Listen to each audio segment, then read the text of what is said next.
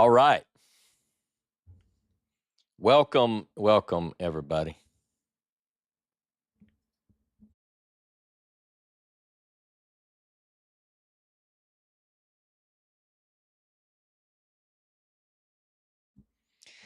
All right. Welcome, everybody.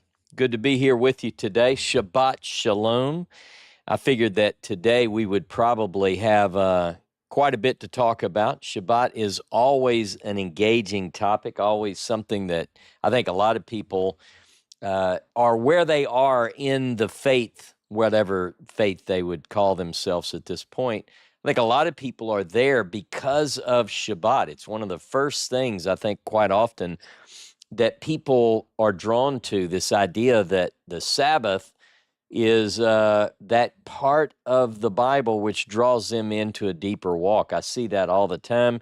People often will reach out to me and say, I was just a fundamentalist Christian, or I was this or that, and then I was reading my Bible one day and I saw that the Sabbath is eternal, and that drew me in. So I think that's one of the things that there are a lot of people who have that common thread towards ushering them into a deeper walk with God and spirituality and so forth. So I'm looking forward to, in this conversation, maybe some of that can come out. I want to hear from people about how long have you been keeping Shabbat as best you know how did you kind of come to that awareness, and so forth, because I think we're going to find some common threads here.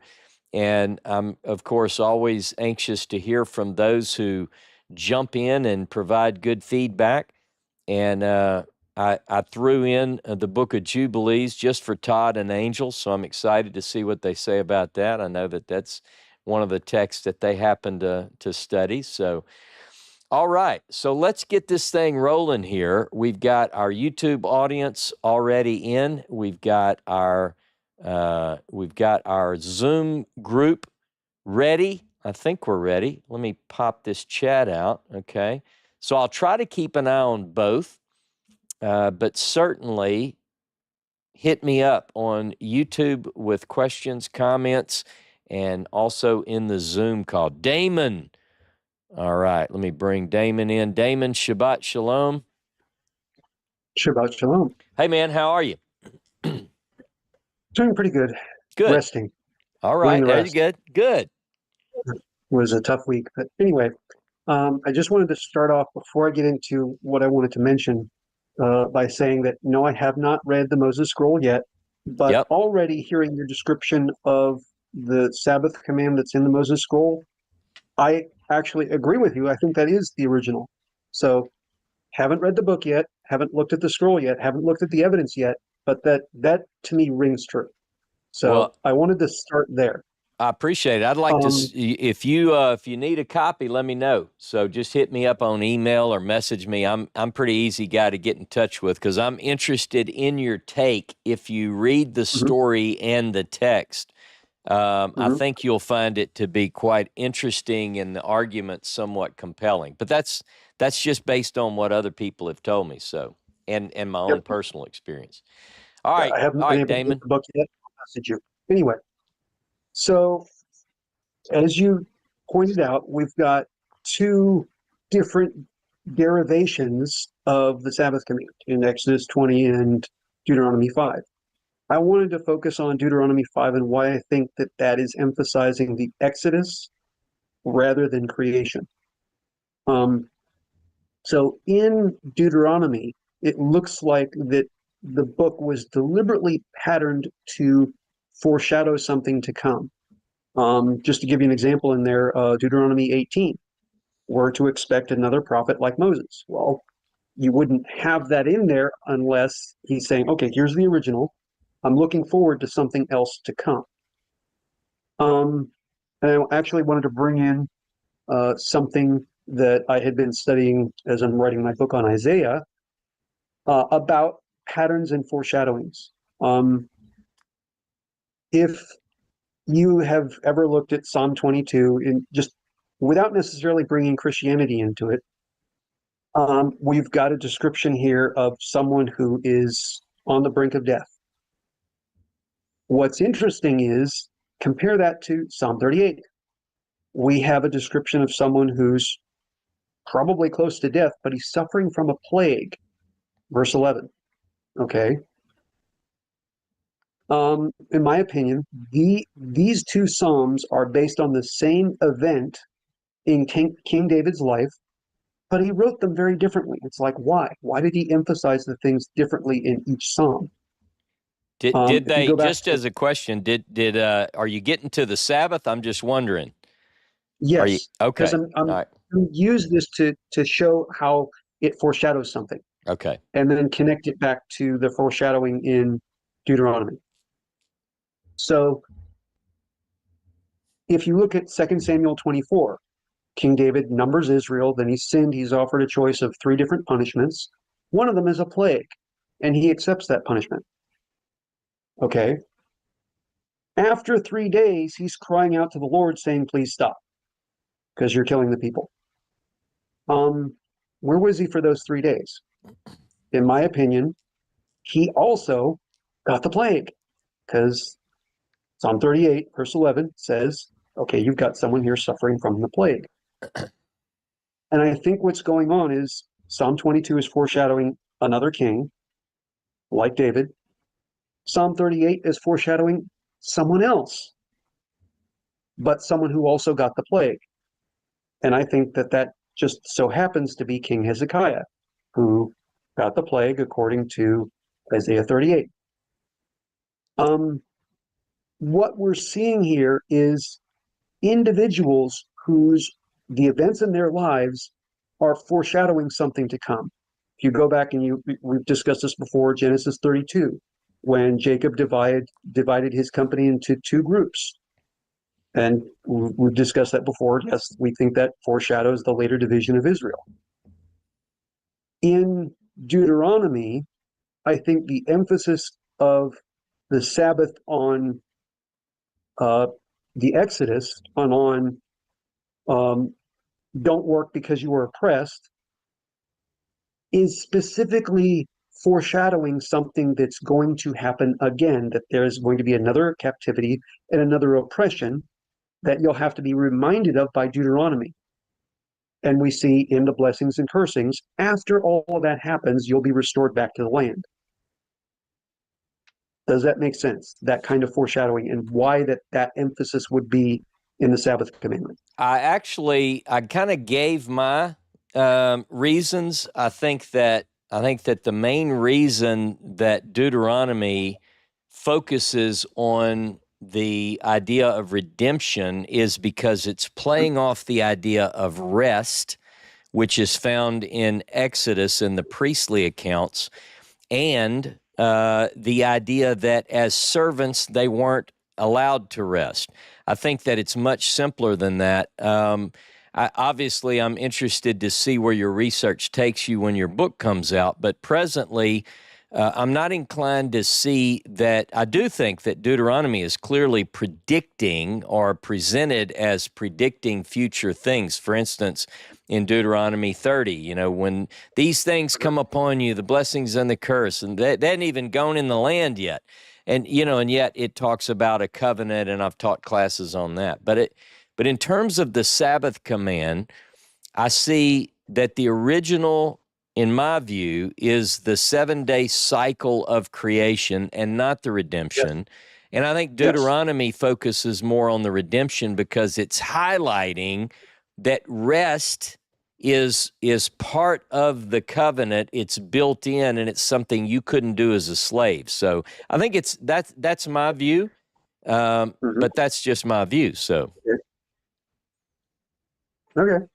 I thought I'd just toss that out there. I could talk about the Sabbath in terms of creation another time. All right, brother. Hey, I appreciate you, man. Stick around.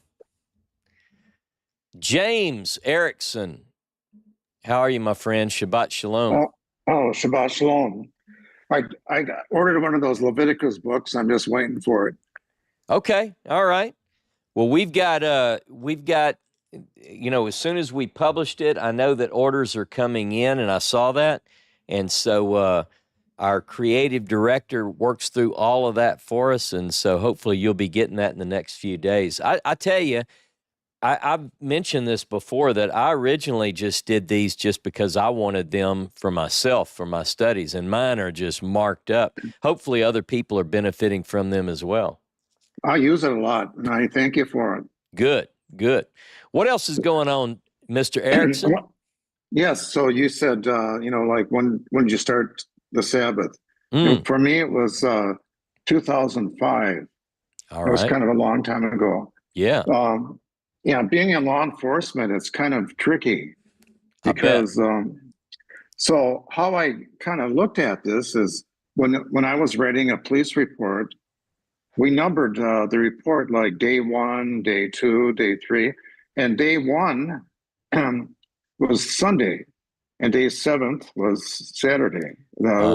So that was, I looked at that and I looked at the scriptures and it said, well, geez, that's a Sabbath, Yeah. So anyways, so like in 2005, I didn't have a lot of seniority. So, I was on patrol and I had to work Saturdays. I had one Saturday off every 4 weeks. Because you were working some kind of shift work, I suppose. Yes, correct. Yeah. I was in the afternoon shift from 1600 midnight, 2400. Yeah. So anyways, I was talking to some of the people that have been doing the Sabbath for a long time. Some of the people were Jewish, and they were saying, it's better to save a life than to lose it. Yeah. And if you work on the Sabbath and you go to medical, so I was a EMT trained, emerging medical trained. I had oxygen and I had medical kits and all that, took blood pressure and all that kind of stuff. So I did a lot of medicals, be on the Sabbath. So they said, well, you're needed. You're needed on that day. Right. If you can save a life, that's tremendous. So, I kind of went along with that for a while, and I thought, well, I'm missing out on a lot of teachings. Well, and I can listen to them later, but you get busy later, and so I really wanted to go on. I really prayed hard about that, and so it took me a long time just to get the Saturdays off. I had to go from ending my tour on patrol. I had to stop doing patrol, and then I went to extradition, where I went to different states and around the United States and picked up prisoners from their prisons. Yeah, and that was interesting. So, anyways, I got to have the Sabbath off, and so that was great. I got to hear teachings, but it took a while. So I'm just sharing my observations and my experience. Yeah. So I know your daughter, she works law enforcement, and she was on patrol for a while. Yep. She's now a school resource officer. So that's great. That is great. And it's great for a schedule too, especially with the kids. And so, it works really well for her. But I had the same, when I worked in industry, we worked 4 days on, 4 days off. So the schedule rotated. And the first thing I did was I wanted to work straight nights. So I swapped with a guy. It was supposed to be 2 days, 2 nights, and then you're off for 4. And so I took all nights, and another guy who didn't want to work any nights took 4 days. So for years I did that, and this goes back for decades. And then there was a guy who was very big in his church, and he didn't want to work on Sunday.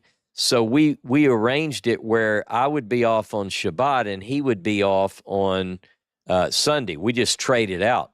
So it worked out pretty good. But I feel you when you describe how, it's an effort to try to figure out how am I able to observe this day? So you know that, Yeah. through experience. There's just one other thing I wanted to share. Yep. So when it says Sabbath, so plural, so Passover and Shavuot, different festivals, Mm-hmm. and so the other deputies that I worked with knew that I was kind of religious. Yeah, I bet. So yeah, so the court date came up. It was kind of an important court date, and it came up on Passover. And they're all looking at me, and I said, "Well, I'm not going to go to court." And they looked. Oh, so they said, "Well, you'll be in contempt." I said, "No, I won't. I'm going to call the judge up, and I'm going to tell him that I observed the Sabbaths and I observed Passover." So they're all watching me because I get on the phone and I get a hold of the judge's clerk. I explained to her, and she said, "Hold on, I'll get a hold of the judge. I'll get right back to you. I'll give you a call back." And so we're all roll call, and all of a sudden I get a call back. And the clerk said, "Okay, we changed that. What day can you be available?" And I got it on speaker. And they're all looking at me. I said, "Well, let me look at my calendar here." And I said, "How about this date?" And they said, "Yeah." And they said, "Well, the judge said any date that's close by." And I said, "Okay, I'll take this date." I said, That's "Good. fun. Okay, we're all set." And they all looked at me and their mouths dropped. Yeah. And they go, "How in the heck can you tell a judge that you're going to take the day off?" Hey, And I love just it. said, "You heard it." And they're all, rumors go by really fast, Yep. And it goes back to the sheriff, and, because we got like 500 sworn law enforcement officers, Wow. Yeah. And so it was a big department. So, they said, "Well, you don't want to mess with Jim, he knows God." Yeah. Hey, that's true. It's true though. Good Okay, deal. I'm done. Hey man, I appreciate you sharing that. No, I like that. You just started with filling out the paperwork and realizing that Saturday is the seventh day, right? That's good. Good story. Hey, thanks for sharing, James. Carolyn, Yeah, thank you. Shabbat Shalom, my sister. How are you? I am just fine, thank you. An answer to James, why the judge did what he did. If you look at the congressional and Senate hearings and dates and all the stuff that they do and votes, they are not held on any Jewish holidays, yearly or the weekly Sabbath. And because there are so many Jewish people in the congressional body. I guess people have gone this path before, and they've just learned over time to not schedule according, to something that conflicts with the Jewish schedule, the Jewish calendar. Exactly. That's good. Yes. Good point. And also, I would like to share a bad thing. I was part of the Worldwide Church of God, and in the early 70s, it came down as scuttlebutt that a minister in either, I believe it was Tennessee or Kentucky, had someone knock on his door on the Sabbath, and they had had a car accident, and they wanted to use his telephone to call emergency. Yeah. And he refused to allow them to do it because it was his Sabbath. Horrible black mark as far as I'm concerned. Yeah. Also, when I was up until I was 14, I was working. I was attending the Episcopalian Church, which is Anglican, Catholic, or communion. It's considered high church. And every time that they had communion, the congregants would respond to the priest who said, he would read out one commandment, and all of the congregation would say, "Yes, I'll do that," or "Yes, I'll keep it," or whatever. Right. And so when I was 9 years old, my brother and I went to a Christian school.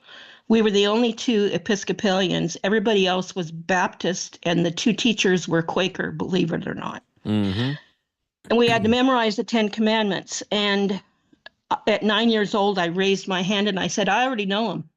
And I got up and I said all 10 of them. And I said, and we still keep the fourth one, don't we? And the Quaker teacher said, no, we don't. We actually keep the first day. And my 9-year-old brain went on tilt like a pinball machine. I knew that was wrong. Yeah. But I didn't know what to do about it.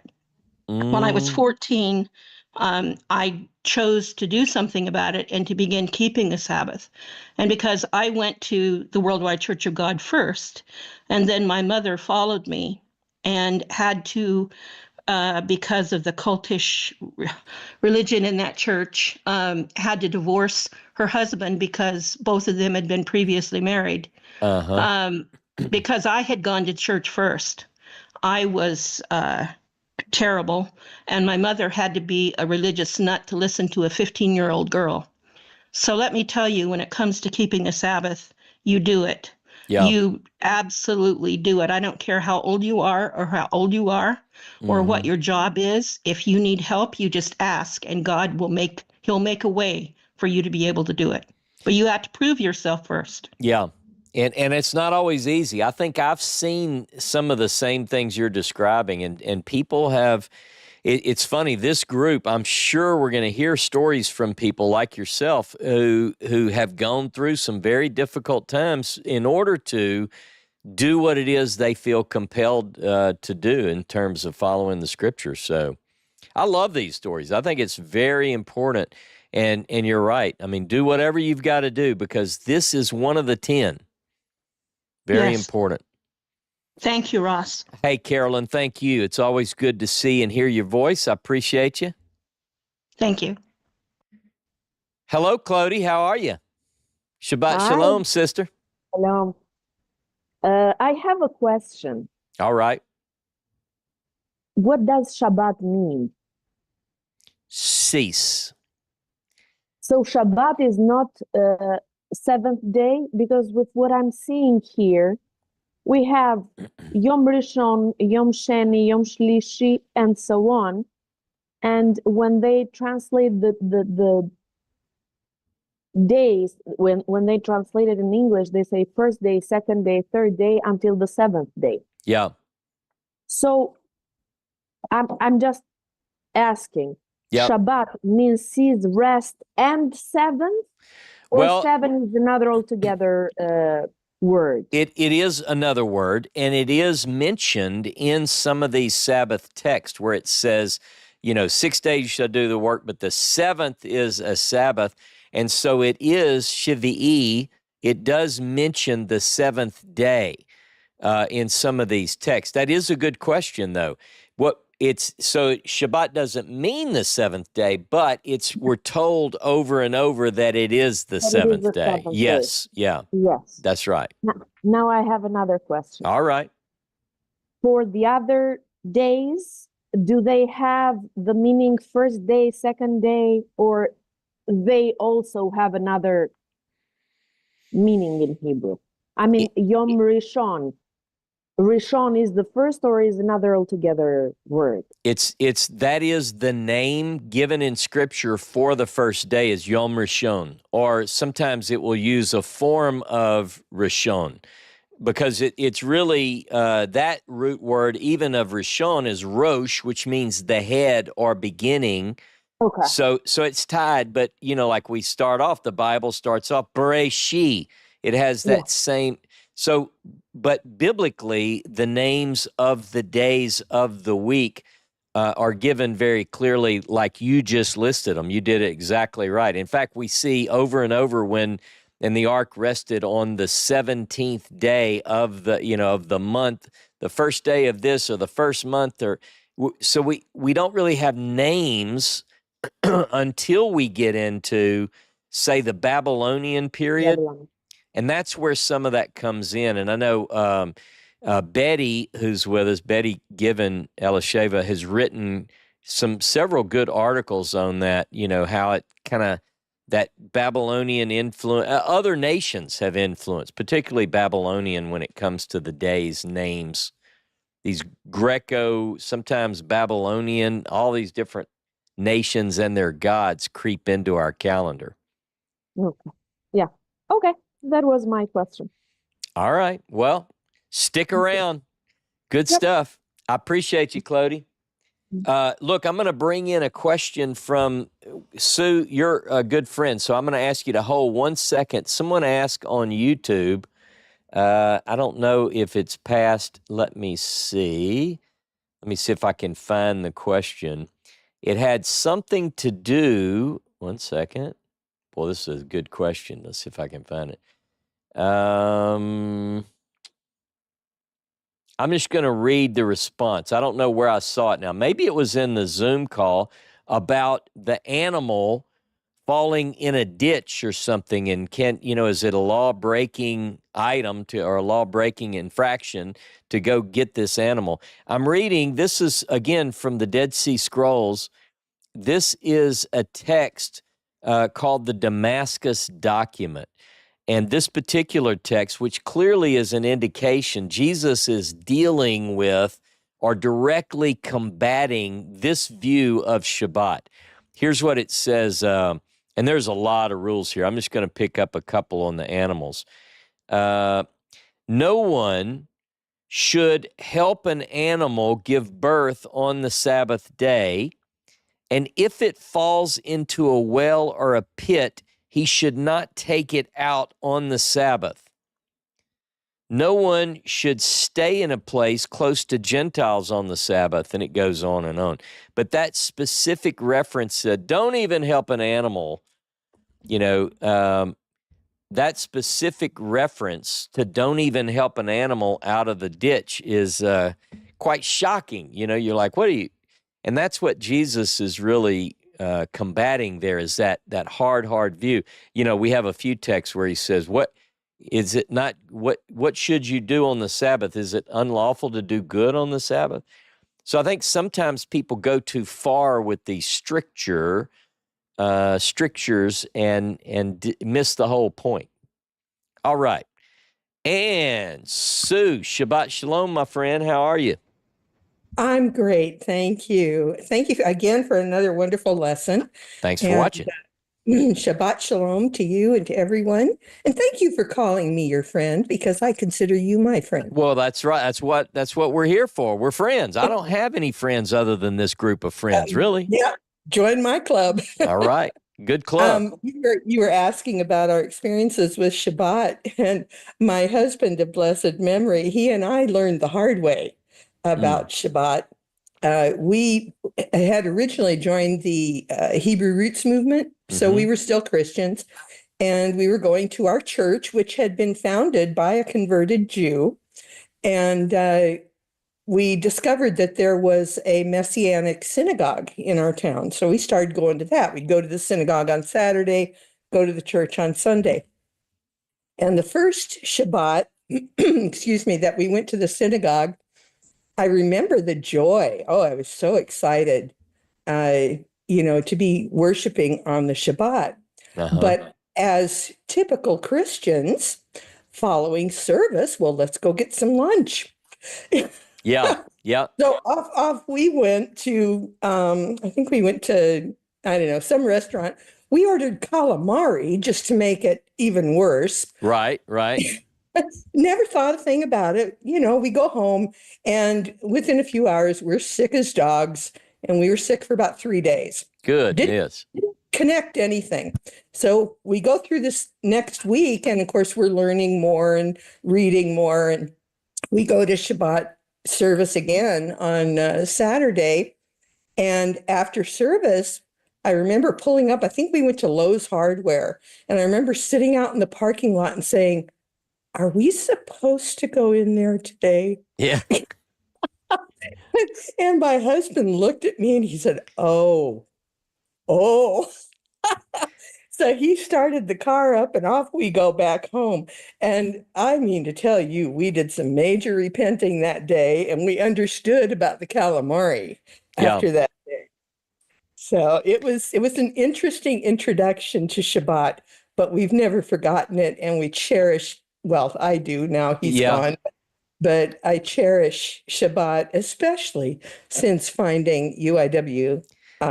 So thank you again. Hey, isn't it fun as we think back at the early kind of baby steps in our faith, and we're really trying. I remember one time I was at work and there was this feature going on, and a training seminar, and this was, golly, I don't even know. This is decades ago because I was just beginning to keep the festivals.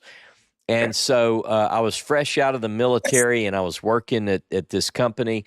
And I remember they brought in biscuits from McDonald's. And I was so excited because I remember asking, do you have any that aren't pork? Are there any just like eggs and cheese biscuits or whatever? And the girl said, yeah, look here, these don't have any pork on it. And I was so excited. I ate one of those biscuits and I was just so happy. And I realized just like, wait a minute, it's Passover and I'm not supposed to have bread even. So I was so then I was like, man, I thought I was doing something holy and right. And now I got to get this off my tongue. But it was, it's fun now looking back at the process and us learning to live and walk according to these things. So thanks for sharing. I always enjoy hearing stories about you and your husband of blessed memory, and particularly the fact that you guys were in Jordan and we have that connection. And so really, really fun. So I appreciate you sharing, and I'm glad you're my friend. I'm glad you're here every week. Thank you. Thank you. All right. Todd, and well, looks like Angel finally left him. I can hold off for James if he wants to talk first. I don't mind following him. I think he'll let us know if he's got to go. He's laughing. I think he might be good. He needs to come by the house as we're starting unleavened bread this coming week. All right. All right. He There can you show go. us the recipe. There you go. You guys both make your own. You're both of the same dietary leanings, so that would be fun. Yeah, all right, well, what you got? Well, I kind of wanted to chime in on the stories that people are talking about with how they're able to get the Sabbath off of work and everything works like that. I think it's interesting, since I'm at a job where it's a Monday through Friday thing, that it's interesting. Several years ago, it worked out to where my boss gave me Fridays off and still get paid for the 40-hour week. Nice. And that's preparation day for us. Yep. So that works out really well. It gives us the all day to do what we got to do before Sabbath starts and everything else. So that was kind of a blessing for us. That's good. A lot of companies are trying to keep good employees, and a lot of them have gone to like a 4-day work week, 4/10s or whatever they do. So I'm glad to hear you got that deal too. Now, do you have to work at your place on Sunday, or are you off for the weekend, Friday, Saturday, Sunday? No, Friday, Saturday, and Sunday. Good deal. Good deal. It's just an 8-hour day. I don't have to worry about 10s or anything like that. It's just something that good. Before he retired, the owner of the company just told me, he goes, you know what? You're always busy on Fridays, having to leave early to go do stuff. This thing. He goes, why don't you just take that day off? I'll still pay you for 40. Like, all right. You tell him, look, I'm really trying to leave on Thursdays too. Nah. Actually, I wouldn't be surprised. I told her within a few years, I might just tell them, look, if you don't need me on Mondays, I ain't coming in. Yeah. Good deal. If No, you that's need a me, good okay, story. I'll come in. If not, I'm going fishing. Yep. There you go. So, but something that hit me during your teaching, that it's interesting that Sabbath is mentioned repeatedly in the Torah, but the feasts and festivals aren't. Yeah. I They're find just that interesting here too. and there. It's like the Sabbath is pressed, but Yep. they aren't. And it's also interesting too, because we looked this up as well. Like Sukkot is mentioned by the redactor. Mm-hmm. Mm-hmm. In Numbers 28-29, Feast and Festivals, it's the redactor. Yom Kippur, Yom Teruah, priestly. Yep. And Passover, unleavened bread, is also priestly. And a thought that I had was those who don't do these will be put to death. Could that be considered control and fear of the priesthood? Well, certainly is interesting. Jonah and I talked a little bit about this on the Torah Pearls just this last week. It's one thing, you're like, some of these laws have and you will be cursed, or, you know, if you do this, and oh, by the way, you're going to die. Well, it sort of takes away the threat of the curse. You're like, oh boy, curse me. If I'm going to die anyway, what is it? You know, does it really hurt me? So, but it's interesting. I note the same thing, like the gap between observance. And if you just focus on Shabbat, 47 times in the Pentateuch, and all of those don't really apply to the weekly Sabbath. But here's the deal. When you get out of the Pentateuch, this struck me, and I'm still not done. I'm going to be digging deep on this, but get this.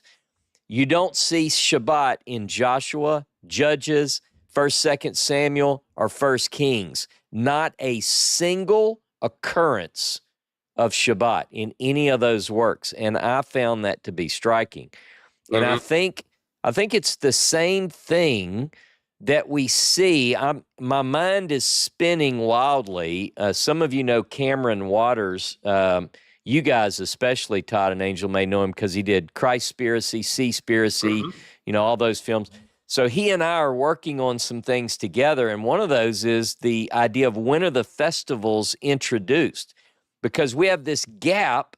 Like the Pentateuch is all about, do this, keep this, do this. They don't always agree. The sources don't agree, but the Pentateuch has plenty about these festivals. And then you don't get any. And then way later, like the end of the biblical period, like as Babylon is lighting the buildings on fire, it says, oh, yeah, by the way, we kept a Passover like it's never been. It's like it's introduced then. I'm wondering if it's not introduced then, and that's when it was introduced. Now, the Sabbath, I think the Sabbath is the original. This is, and I think it's tied to creation, but then I think people just aren't observing it, and that's what we witness in these, particularly in the northern prophets.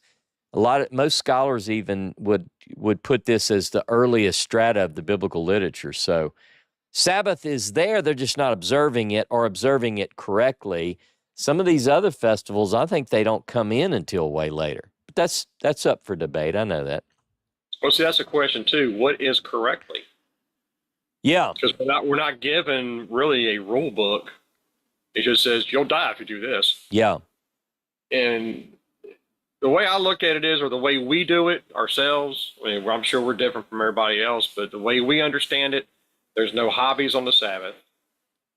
There's no, Facebooking or any kind of, social networking involved. Oh, you're way more holy than I am then. I mean, as far as like Discord or something like that, I where got we can you. actually chat with each other, something that's one thing, or like what we're doing here, that's another thing. Yeah. That's not an issue. Even when we get deliveries from like UPS or the mail or something like that, it sits until Sabbath is over. Yeah. Because we feel like we're completing the circuit, and therefore they actually had to work because of us. I understand that. So therefore we just wait until sundown, then we, do our usual business. Yeah. But that's just how we do it. Yeah. And, it could be different for everybody else. I mean, we don't cook. We'll heat some up in a toaster oven or something, but yeah. We don't actually do any cooking or anything. I mean, we make coffee. Yeah. We're not doing the thing where, you can't use electricity. No, yeah. I don't buy any of that. But it's interesting. You're trying to find, how do I live my life according to these texts? And you're doing the best that you can. And I think that's wonderful. I love to hear these stories. Yeah. Well, just like this morning, we started our Sabbath off with several videos that James put out the last several days. Kind of caught up on that, Yeah. Which, good job, by the way. We enjoyed it. You gotta watch James. He's talking about Stricture problems and all that. You got to watch that guy. He's gonna. Oh, love that stuff. I know. Love that stuff. But two more things I want to hit you with. One, I loved your sarcasm when you did the voice. Yeah.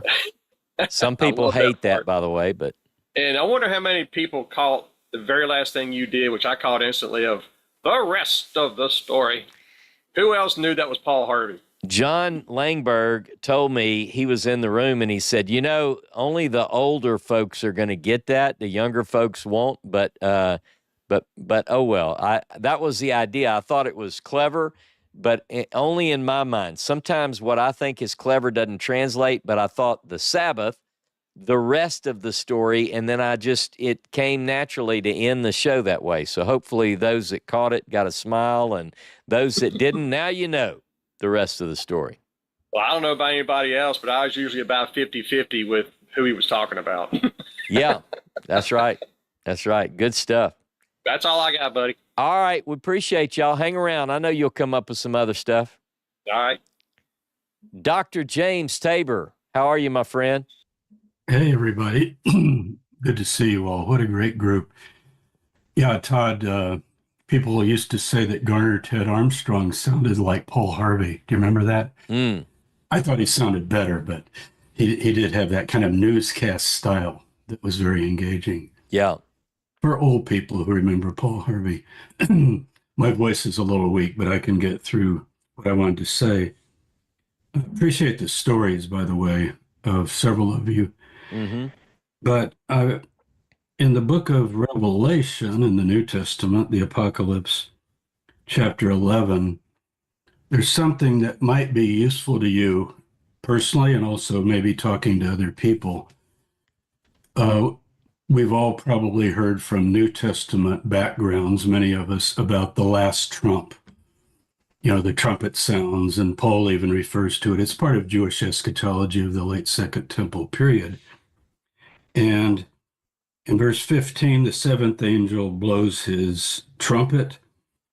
And if you notice, it's very non-Christological in terms of its emphasis, even though it does say the kingdoms of the Lord of the world have become the kingdoms of our Lord. And that's actually got to be their Adonai or Jehovah, one or the other, by the context, and of his Christ, his anointed. So it doesn't say the word Jesus, but it does seem to reflect like Psalm 2, that if you read Psalm 2, this is kind of a reflection of that.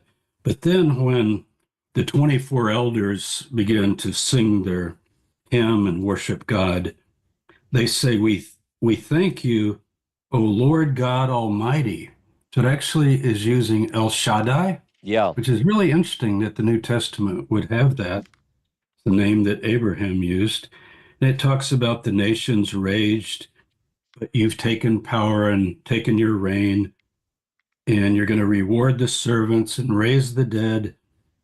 And then verse 28, verse 18, for destroying the destroyers of the earth, which is really very interesting too, because that's Genesis 6 language. Yeah.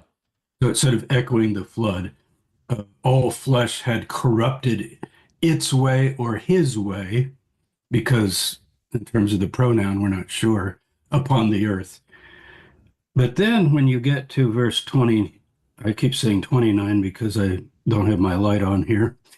Verse 19, notice this in the light of what Ross went over recently about the box of the covenant or the testimony, and then the tent that's to hold the box that's a hold of the testimony. And what is the testimony? And what is the box without its contents? And we know, according to Deuteronomy 10, that the contents are, of course, the 10 words.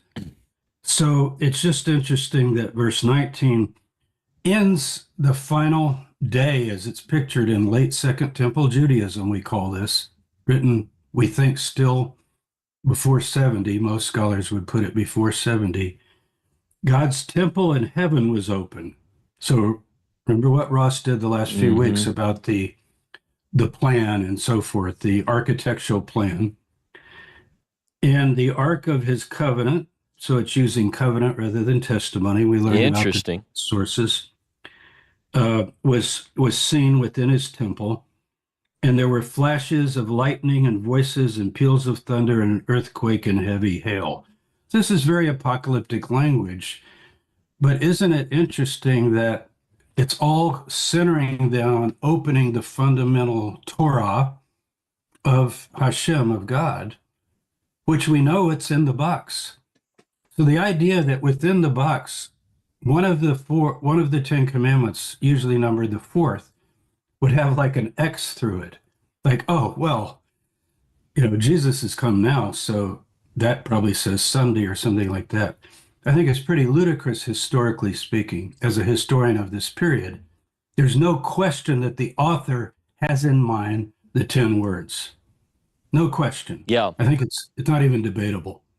So here's a New Testament testimony that for Christians particularly, this is their book. At the end of the age, guess what? The judgment will be revealed to all nations. The dead will be raised. Get that from Daniel 12. Mm-hmm. And upon what basis is the judgment? Later in Revelation, it says, upon the things written in the book, according to what they've done. Yeah. What they've done, right? Revelation 20, the nations are judged. So I think right here we have embedded in a major text of the New Testament, the last one, testimony, to use a pun, testimony to the testimony. Mm. It's intact all the way. And I think when I saw that years ago, I was a Christian believer. That verse, forget Paul in Galatians and what does he mean by law and the works of the law and the law was added and all the complexities of Christian theology down through the ages. This is a pretty clear verse, and it's very reflective of the Hebrew Bible and its main themes, particularly some of the Isaiah 24 through 27, the Deutero-Isaiah, Daniel 11 and 12, and so forth. So I think that's really strong. I'll also add, I have an article on my blog, restoring the original. Was the book of Revelation originally a non-Christian document? You might have seen that. I've done videos on it also if you don't like reading. Yeah. But it's easy to find. And I try to give what might have been a pre-Christian version of the book. This is, of course, in there. And it's actually very simple to do. I can't believe how simple it was. I went through the core of the book. I'm not talking about the letters to the churches and all of that. But once you begin with opening the seals and opening the various things, if you simply, and forgive me for saying, cross out as a hypothesis any reference to who the Messiah is, like this doesn't say, it says of the Lord and of his Messiah, Mm-hmm. which is absolutely Psalm 2, right? You're my son, and Psalm 110, they're actually combined in the New Testament. And so all of a sudden it jumped out at me that every one of those editions where it'll say, and the Lord Jesus Christ, grace to you from God our Father and the Lord Jesus. That's the opening. So, but if you go on through, you'll see that none of them are embedded. This is how we spot interpolations. When one text is relayered upon another and another, and the redactors and editors add things to tweak it, so it can become a Christian text and stay fundamentally the same as it is. But also, if you go to the pre-layer before that was done, it reads perfectly well. So do I think it should be added to the Hebrew Bible? Absolutely not. It's later, it's Second Temple, it's derivative, but it's much more pure in terms of reflecting the ideas of the Hebrew Bible than the book of Enoch. Say First Enoch with all 5 books, but if you just take the first book of Enoch of the 5, we call it First Enoch, but there are 5 sections within it. This is much more biblical than that, and there's very little in it that would be considered Christian in some specific way. So I love the phrase of Paul Fredrickson when people say, well, this is Christian and this is Jewish and this, use the word Christian as some identity tag. She has a book called, she's a scholar at Boston University and Hebrew University now, she's emeritus. My favorite New Testament scholar is Paula. And her book's called When Christians Were Jews. Yeah. Don't you love that title? Yeah, good title. I wish I'd thought of it. When Christians were Jews. Now, she doesn't mean exclusive, like no Gentiles were allowed. Gentiles were allowed in Judaism. They're God-fearers, right? Acts 15 makes that clear even in the New Testament and many places. The righteous of all nations will have a place in the world to come. Yeah. I think that's from the Mishnah. So, but when Christians were Jews, and what people, and you can use that, I'm trying to give you some ideas of like talking to your friends and neighbors who ask these questions. Well, what about Paul and Galatians 3 and 4, and what about Romans 14, and what about this and that? Well, what about it? They're there. But what about this? Yeah. If the Ark of the Testimony is open, the box, and you pull out what's in the box, what does it say about a quarter way down? I mean, every version that we have, remember the Sabbath, keep it holy, 6 days, 7th day is holy, back to Genesis 1. So that might be helpful to some people just in talking, not to debate, but just to suggest that there was a time when John the Baptist, Jesus, James, the mother of Jesus, Mary Magdalene, all the other figures we know, and the 12 apostles were following this original way. And it's just important. So there you go. Do you think, James, while I have you on, I know the answer to this, I think, but can I put you on the spot? Do you think that the reading found in the 10 words in the Shapira manuscript or the Shapira fragments, do you think that gets close to the authentic, the first reading of those 10 words? Whether you can put it all the way back to the time of Moses, I'm not sure. But as you've covered in your book, and Edan Dershowitz and others have covered, there is reference within the Torah to a book of the covenant, let's call it, right? That was written by the hand of Moses. So it'd have to be first person. This is the only one that's ever been found. Now you could say, well, I guess a forger got onto that and thought, hey, we don't have that, I'll write it and create it. That's a possibility. But there are lots of reasons to think that it's not a forgery. Ross and I are tentatively planning a conference in Charlotte, the Labor Day weekend, see to remember, September, be 3 days. And it's on fakes and frauds. And I'm going to do James Ossuary and things related to the New Testament. He's going to do Hebrew Bible, including the Shapira scroll and another artifact. And so it'd be a great time to get together and talk. And one of the things we want to come up with are criteria for determining authenticity objectively. What are the criteria? If on I'm talking about artifacts. This is a Dead Sea Scroll. Was it a forgery? How old is it? So yes, Ross, I think, it's so intriguing. My gut wants to have it go back as far as possible. And if you get it into the Iron Age, if that can be done by whether it's the copy of that or not, we just got to find it. But yes, it's, that old phrase, the ring of truth. Yeah. There's a certain ring to it when you read it. And there are all kinds of reasons. Ross covered, what was it, 2 weeks ago? Was it last week? I can't remember. 2 weeks ago, I think. 2 weeks ago, you did your long special on that. And I meant long in a good sense, a thorough analysis. And I think you covered that pretty thoroughly, that it just stands out for all sorts of reasons as not being something anyone in the 1870s would come up with. In fact, if you were in the 1870s wanting to forge this, you would have done something quite opposite of this. So to me, that what you have to do is think about what people knew at that time and what would be in a forger's mind, because you want to fool the scholars. We don't fool the scholars by going against the consensus of critical scholarship. You fool the scholars by, oh, I found a document that says what all of you have come up with. Wow, you're so brilliant. And look, you're right. I've got this scroll. Exactly. And that isn't at all what it did, even with the critical scholars like Bleak and so forth. So funny thing, I remember when we first started working on the text, not just the story, but the text of the scroll. One thing that intrigued both of us was that this text, supposedly a Deuteronomy text, had the Exodus version of the reason for Shabbat, and that's the creation.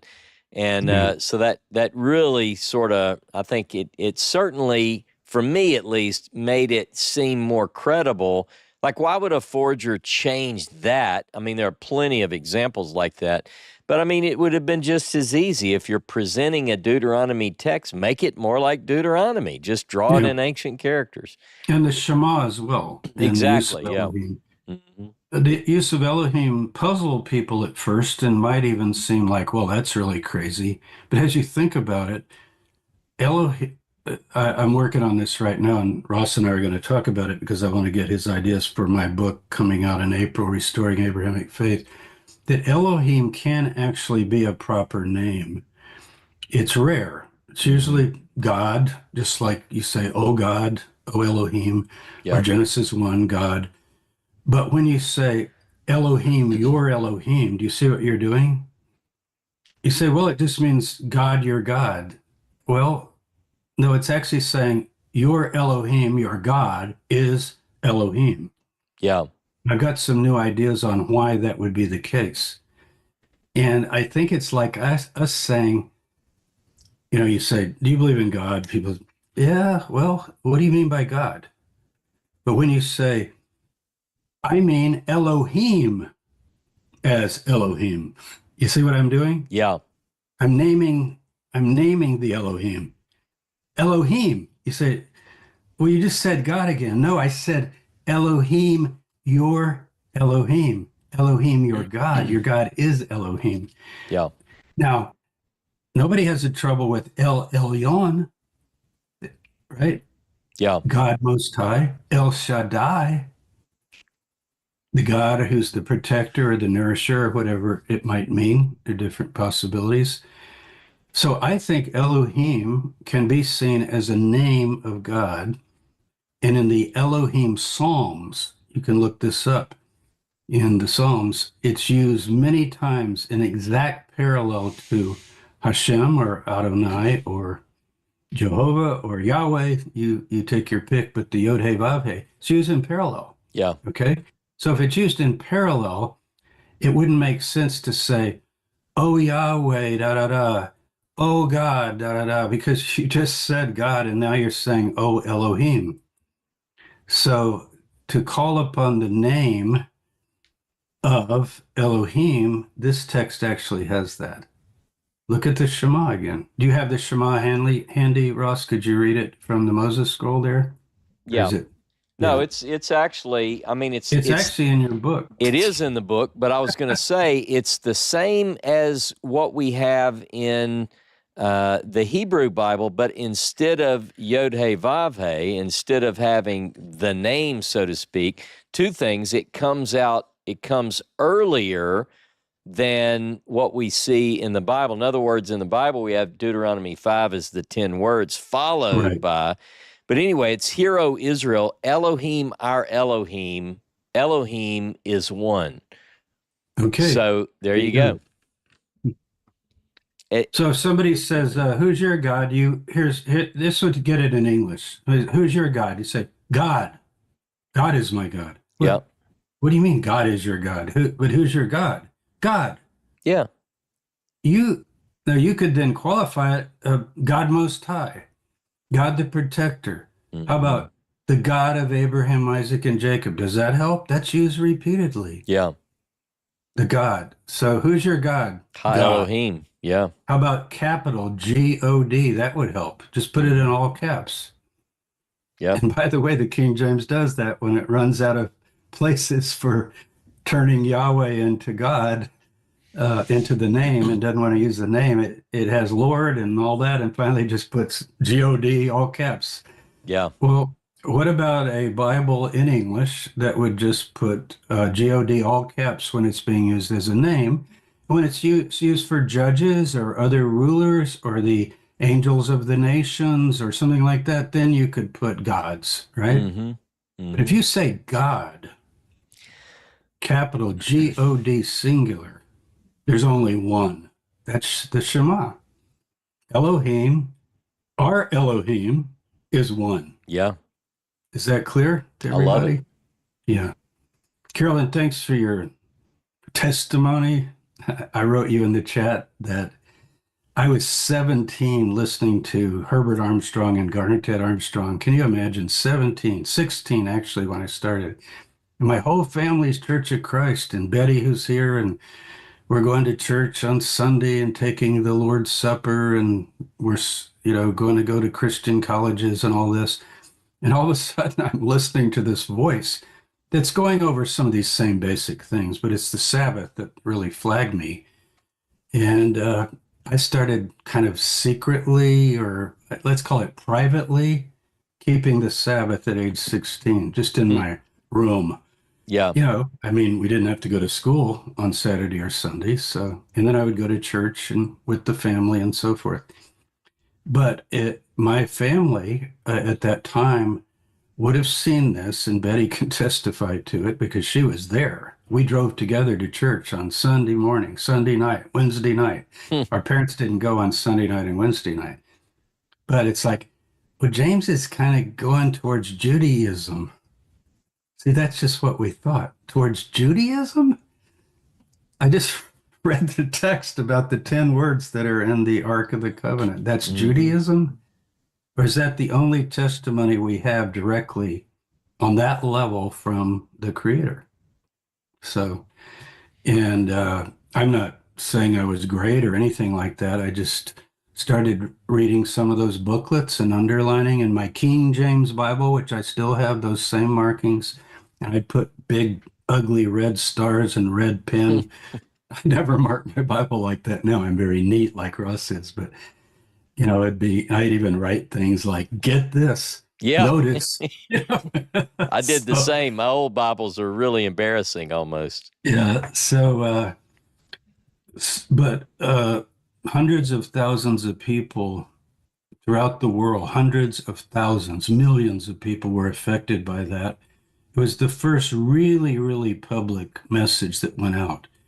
And even though it represented what became, as Carolyn said, a very cultic, I don't tend to use that word for other reasons, but a very, very high control group that claimed it had all the truth and so forth. They did at one time in the 50s, 60s, 70s, 80s, right up into the 80s. They had the ear of hundreds of millions of people, and I think the fruit of it, the good fruit of it, is still here today. With me, it is. Yeah. I mean, here I am. So there's a text in Ecclesiastes, remember your creators in the days of your youth. And I've always taken that to be all those who created you, because you're getting old and you look back. My friends are dying now. I was scheduled to do a eulogy this weekend for my dearest friend that died last year.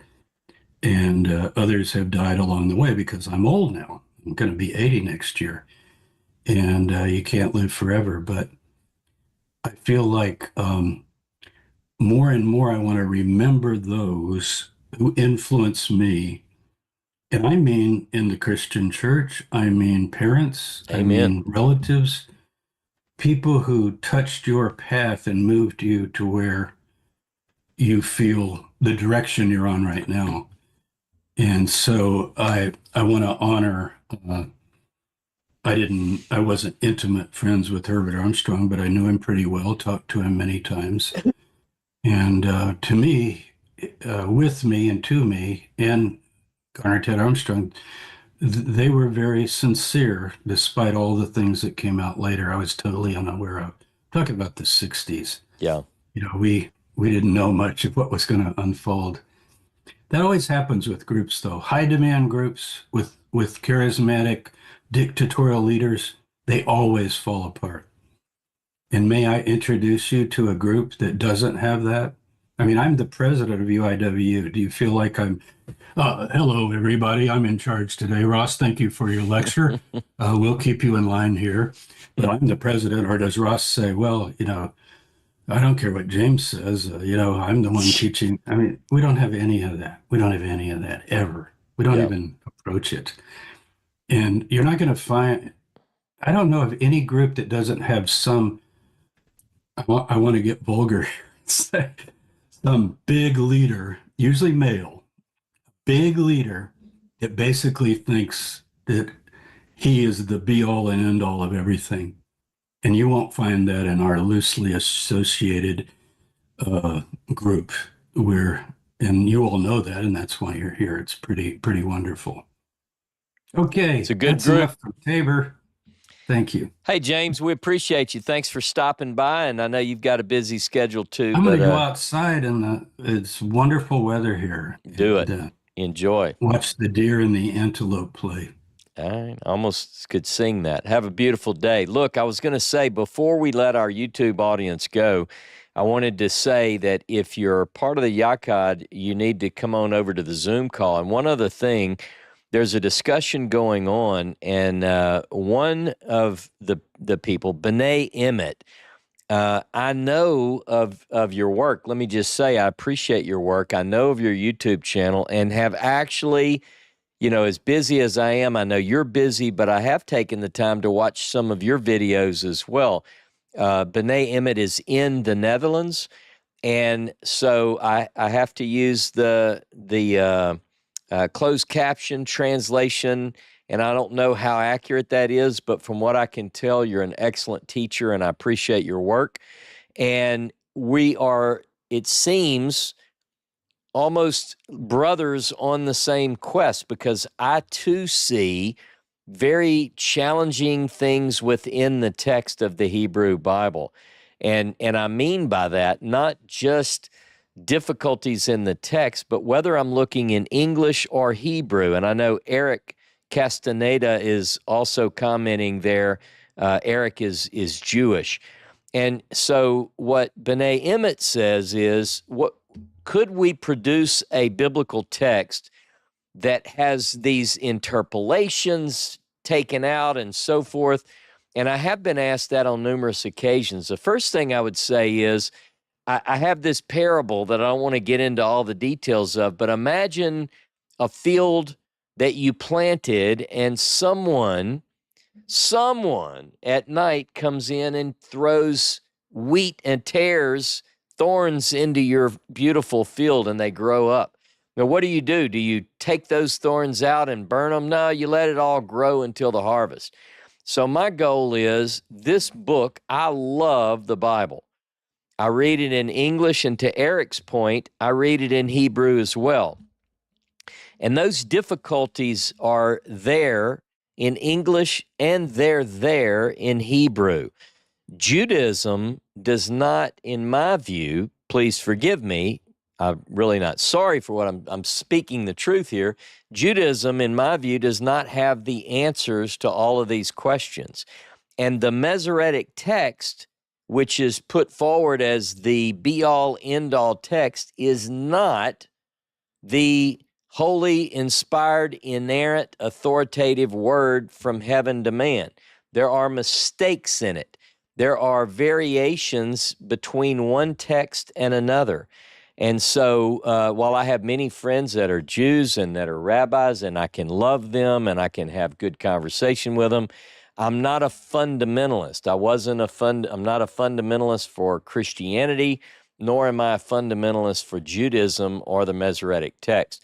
My goal is to speak the truth as I understand the truth, and to work through these very difficult texts and the tensions within the text. I'm not going to produce, a Bible with everything that I think is added, removed. But I tell you, the work that I'm doing now in the Pentateuch, one day I hope to have those things highlighted and footnoted, that clearly this is a priestly interpolation, blah, blah, blah, that kind of thing.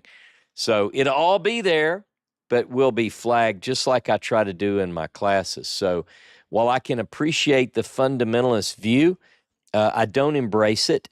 And I think that B'nai Emmett has a good point. How do we really get into how do we find our way back to the most original message? That's the goal of this organization and our studies. So, but thanks for listening, everybody. If you're part of the Yachad, stay with me in the Zoom. If you're watching on YouTube now and you're part of the Yachad, come on over to the Zoom call, because we're going to let our YouTube audience go. Have a beautiful Shabbat, YouTube audience. We'll see you next week.